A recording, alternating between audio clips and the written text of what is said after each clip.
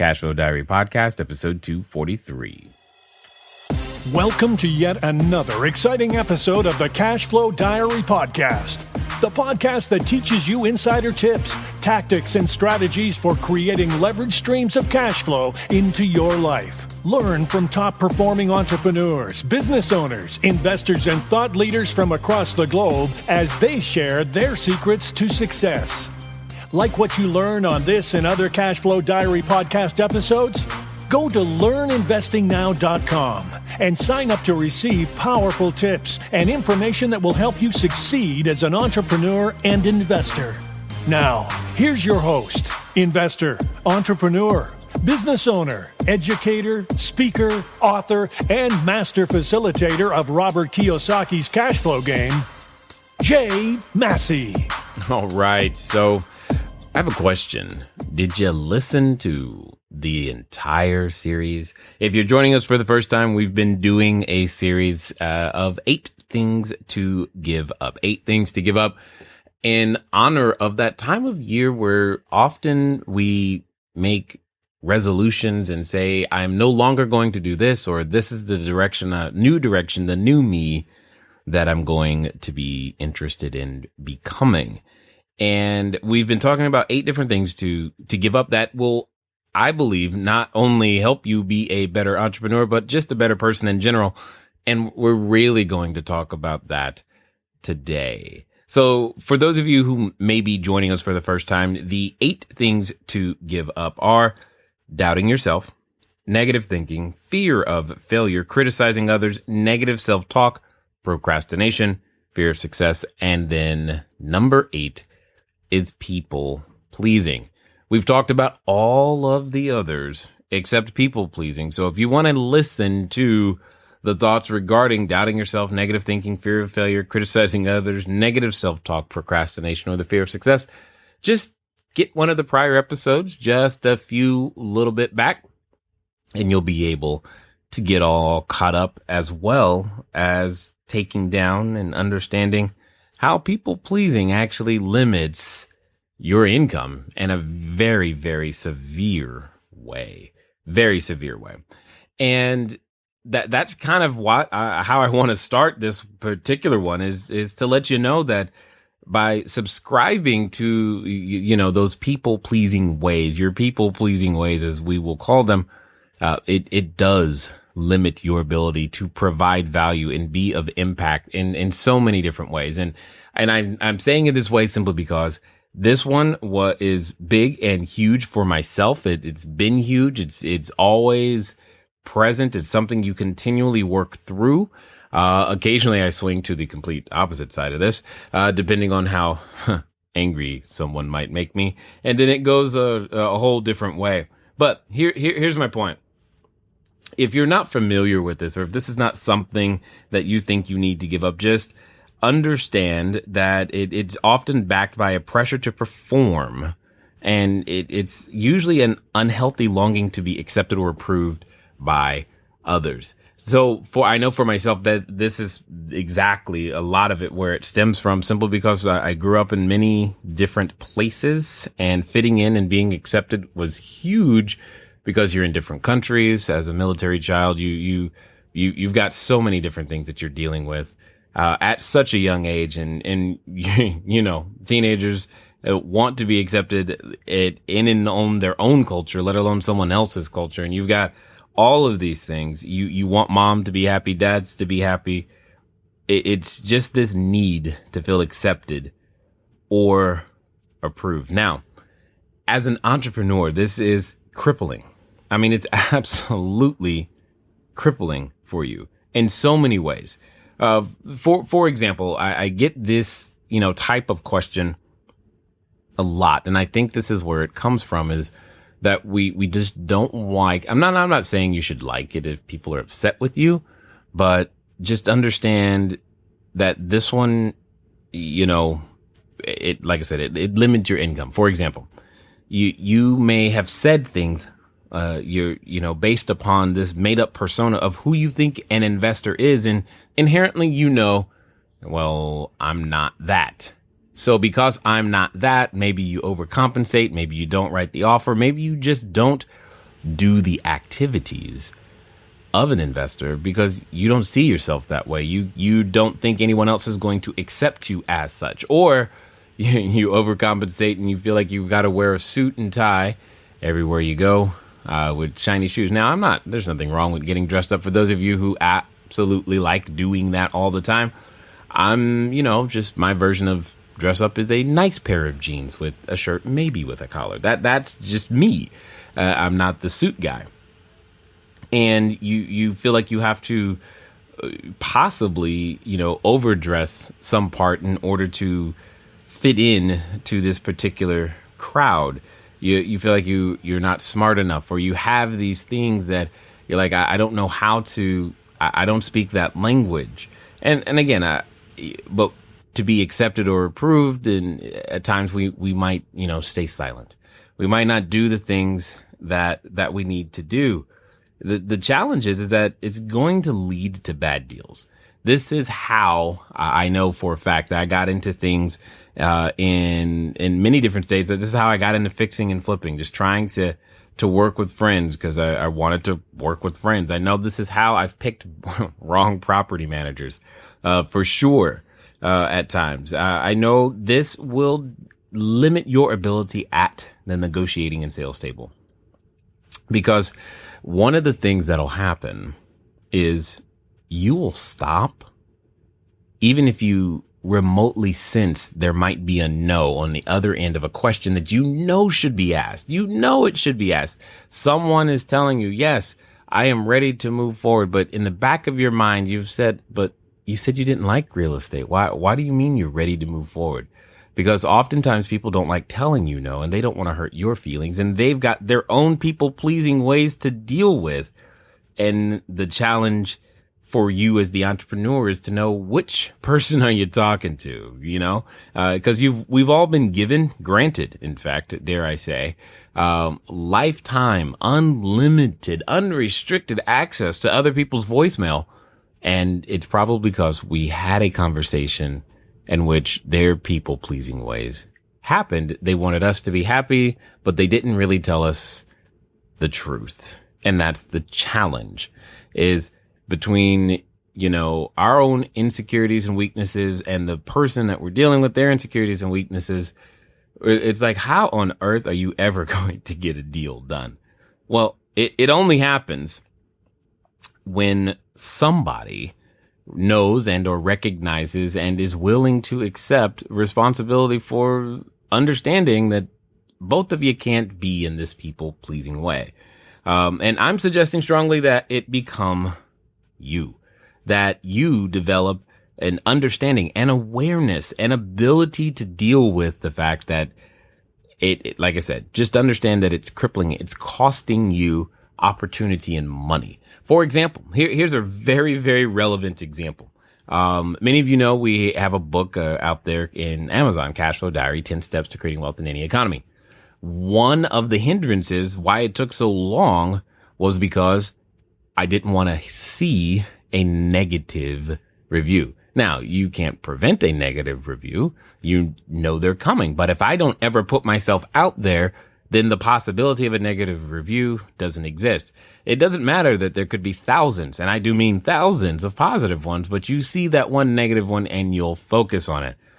Same thing with this particular podcast that you guys are now listening to. I'm still in shock. We're on episode 243. Well, I didn't want to start it because, again, the anonymity of the internet affords people the opportunity to say whatever they like, and you can't really defend yourself, so to speak. So they can say whatever they like, and people can form an opinion based upon that. And you may not want to subject yourself to those things. But here's the flip side of that. Both by being able to have now written and produced and distributed and published the book and this particular podcast, I get emails a lot from a lot of different people who tell me how they've been able to go out there and buy property, how they've been able to take the concepts that some of the guests have brought on, that we've brought on, and change and improve their life. That wouldn't have happened.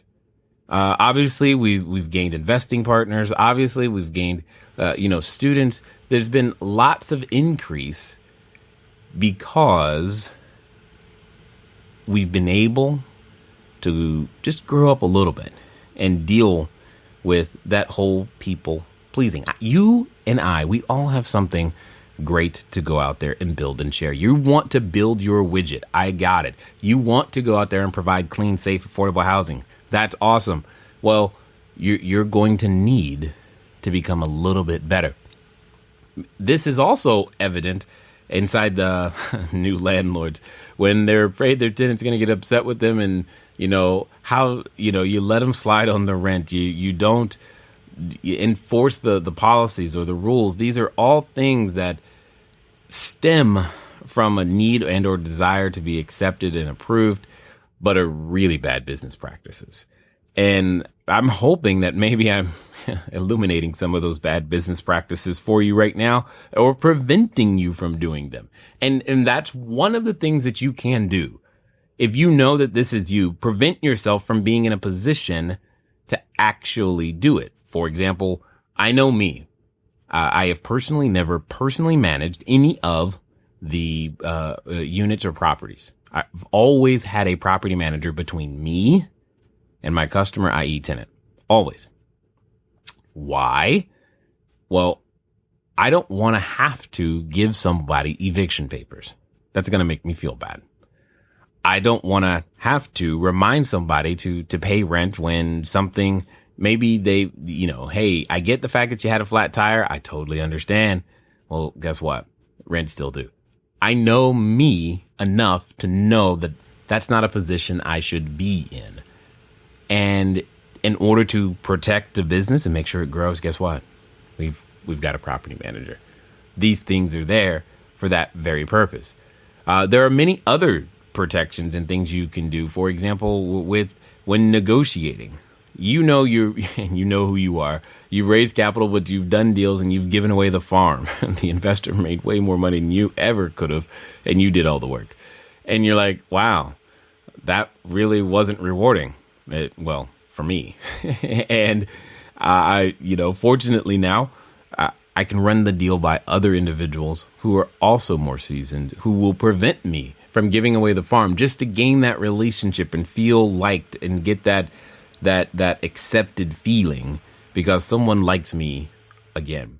Again, I'm sharing this with you to make you a better entrepreneur. And really what it comes down to is understanding one word. No. No actually should become a favorite word for you, not just for your kids as a parent. Yes, we get used to telling our children no, but telling other adults no is very healthy. And for most of us, it would be a good idea. Because one of the convictions, if you will, one of the things that I had to learn, in the same way that I had to learn that sales had nothing to do with manipulation and trickery and plaid suits and greasy hair, I had to learn that it was more important that a person respect you than they like you when it comes to business. I'll say that again. It's more important that they respect you than they like you. Because it's true. If they do, then you're probably going to have a decent business relationship. And sales is just not the place to get your emotional needs met. Now, if you can be that person to where you're not trying to get your emotional needs met, you can ask some of the best and strongest questions that will actually lead to more yeses inside of your transactions. And it'll actually lead to less people backing out. It'll actually lead to more referrals. It'll actually lead to the things that you're wanting, because they're not based on, just based on solely your need to be liked. You can recognize this if you've ever said to yourself, things like, what other choice did I have? How else could I have done X, Y, or Z? Well, you always have a choice. Your choices are never removed. In fact, they're quite plentiful in and of themselves. There's always the choice, and no isn't perfectly okay choice. One of the best things you can do is to get your own opinion first, then confirm what you suspect. as opposed to making your opinion be whatever the person next to you says is okay. Learning to define those boundaries, this far, no further, is an exercise for sure. And it's okay to have them. And you've got to have them in many different ways. This is where the fundamental concept of understanding your own investor identity is so important, because it becomes this boundary line. These are the types of deals that I do. So which makes it really easy when someone presents you with something you don't do. You don't have to feel bad or guilty like, oh man, let's do a deal, when you know it's not something you want or something that you're even excited about. Just say, no, that's just not what I do. It's outside my wheelhouse. It's not congruent with my investment objective. It's not part of my investor identity, which will likely spark even deeper conversation and deeper understanding. Oh, well, then what is inside your investor identity? Because then that person has an opportunity to possibly serve you in a completely different way. However, if you have no boundaries and you present yourself as anything will do, then this could take a long, long, long time before you actually get a deal done. This could be freeing some of you right now. One of the best things you can do, like when that uneasy feeling comes up, is just be quiet. Don't feel the need to fill in that silence. Welcome the uneasy. And if you get good at that, what will actually end up happening is that the other person will start to fill in that silence anyway. And the uneasy, well, it'll actually go away. Another thing that will assist you in letting go of this debilitating habit is just understanding that some relationships are meant to end. Not all of them are worth holding on to. Sometimes they're beneficial, but only for a time. And please hear me clearly. Just because someone has a license and you're brand new, that doesn't mean you shouldn't let them dictate how you do business. For example, I've heard things, especially with a new investor, the realtor won't let me submit an offer. What do you mean the realtor won't let you? How does that? I don't even understand that language. How I couldn't submit my offer because they said I needed X, Y, or Z. I couldn't because and this one's always famous because it comes up all the time. I can't write an offer like that. That's too low. They'll be mad at me. Okay, maybe.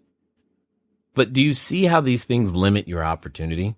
You haven't given them an opportunity to say yes. Yes, it might be low, but you don't really know. You have a guess, and the realtor may not want to do it. That's all fine. Maybe it's their people-pleasing ways that are in the way.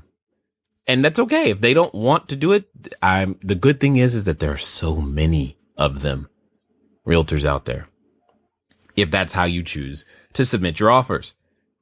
And there's nothing wrong with that. Some relationships should end. That doesn't mean it's going to feel good. It just means some relationships should end. Now, not everyone will like you. In fact, here's something that I've gained insight into, is you can learn a lot from those that actually don't. And over time, they can become your greatest source of improvement. We recently did a survey of many of our members, and I was just asking them, would you refer us? Why would you? Why wouldn't you tell us? And, there was a ton of positives and it was great. And for those of you that completed that survey, I thank you for your kind words. They meant a lot. It was good because it was scary to send it out. I promise you. But there were some people who were not 100% satisfied, with certain pieces, like letting us know that our phone tree and our phone system doesn't work quite as well as we had hoped. Letting us know that occasionally some of our support tickets take a little bit too long, and we were like, okay, cool. But now we can go fix that. Letting us know that, hey, Jay, we love all the information that you provide us. We could go out there and do it ourselves. But you know what would help us a lot is if you helped us actually by providing access to some properties or deals. I was like, oh, okay. This is the feedback I'm getting from the people who don't like. And I'm like, they're revealing opportunities, showing areas of places where we can improve. So while it doesn't make it feel better, if you take it in the right context as an opportunity to where you can become better, you actually end up walking away winning. You can learn a lot from those individuals. Here's one of my best tools, and I've said it before. I've said it a lot during this series, and so it'll probably come as no surprise. And it fills so many of our own emotional needs when we need them. And it works very well here too. This is where it's the success journal or the physical cash flow diary that you make for those of you who have gone through the Cash Flow Foundations course. So the success journal is simply answer this question every day. Just answer this one question. 5 reasons I am successful today are. If you just begin to answer that question every day, over time you have this collection of things that are your words in your handwriting or your typing, depending on how you like to input information. Either way it goes, you said it about you and why you're successful that day. And it could be anything from, I remembered to take out the trash without my wife asking, and all the wives said, yay! Or it could be, I hugged my kids. Or it could be, I finally wrote that offer. Whatever it is, 5 things every day. Especially on the days you feel great. Because then on the days you feel less than your 100% self, and you still know that you've got to go out there and perform and produce, instead of trying to get that emotional need met by the counterparty on the other side of the negotiating table, the seller who's trying to get their house sold, or the person or investor you're looking to hope to contribute to your deal, you can go in as a whole, more complete individual, able to objectively handle the situation that's coming and being presented to you, and possibly asks some deeper questions that lead to a better deal, better relationship, and a better solution to everyone's problem. Here's the deal. We've gone over 8 different things to give up. I've done the best I can to give you lots of tools and techniques to be able to make this year significantly better than any year you've ever had. It's been fun talking to you today. I look forward to talking to you soon. Until next time.